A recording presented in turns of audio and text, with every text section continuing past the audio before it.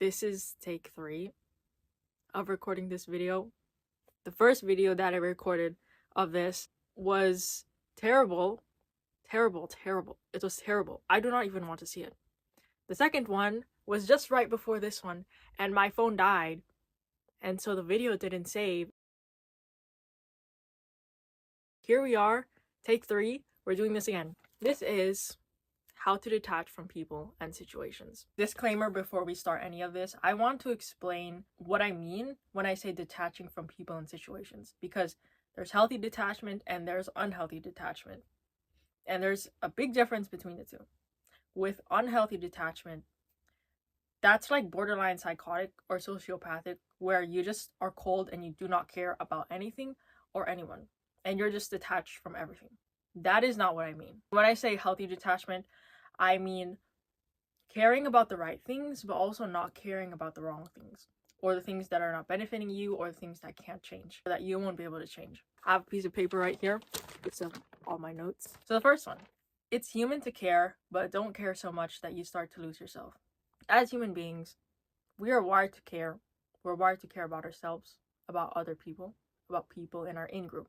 And when I say in-group, I mean people that we know, our friends, our family, our partners, whatever. And then out-group is strangers or people that you don't know. It's normal to care about what other people think. Is it healthy to always care about what they think and to base our self-worth on that, though? Absolutely not. Our self-worth and the way that we perceive ourselves should come from us internally, as opposed to external people trying to talk to us or tell us things, okay? On the flip side, when I say don't care so much that you start to lose yourself, what I mean is, there are points where, we want people to act a certain way for whatever reason. We want them to do something. Sometimes or a lot of times, they don't want to act like that. You cannot change that. You cannot change people. No matter how much you want to, you cannot change people. And I feel like I have to say that so many times because it's something that causes so much frustration and anger in a lot of people. And if we don't realize this, then we're letting other people determine how we feel. So you cannot change people. You cannot change people. You cannot change people. You can encourage people. You can tell them things, but you cannot force change into someone else. A lot of times we can't change things. And so if we detach from that and we're fine with whatever situation happens, then you'll be okay. Like, realize you'll be okay no matter what. Point number 2. Realize everyone is too focused on themselves, their lives, and how they think other people perceive them, that even if they do think about you, it's just one thought and that's it. Have you ever been in a situation where you're so scared to be judged? This can be, posting the first time online, talking or giving a presentation in class, whatever it is, everyone's been there. You have to remember at that moment, yes, maybe people's attention is on you right now, but at the end of the day, like, are people going to remember what happened 5 hours later, a week later, a month later, a year? Does it really matter? And same thing with me. Like, I've had embarrassing moments as well, but I don't dwell on them because what is that really going to do for me? We tend to make like super tiny situations. We tend to blow them out of proportion by our thinking. Like, we think too much about something, and to us, it appears so much worse than it actually is. Okay, next thing.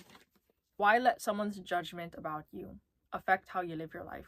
If you cave into their judgments, that's you letting them win. Do not give away your power.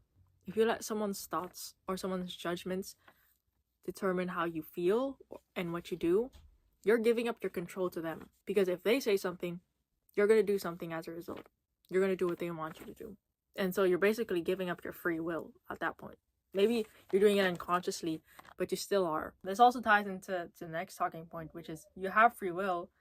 Do what you want with your life and live with no regrets. At the end of your life, do you want to get to this stage where, you're on your deathbed and you regret not doing something because you are so terrified of what other people would think of you? Last one.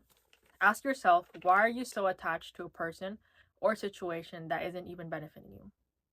What I mean here primarily is relationships, and this is not only romantic relationships, but relationships in general, with your friends, with your family, everything like that. Guys, I do not want you to get to the end of your life and regrets not doing something because you were scared of what other people would think of you.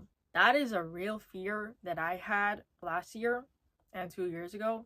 Sometimes you have to go through these uncomfortable situations where, you know, maybe you get ostracized for a bit. You don't fit in anymore. But at the end of the day, like, was that for your benefit?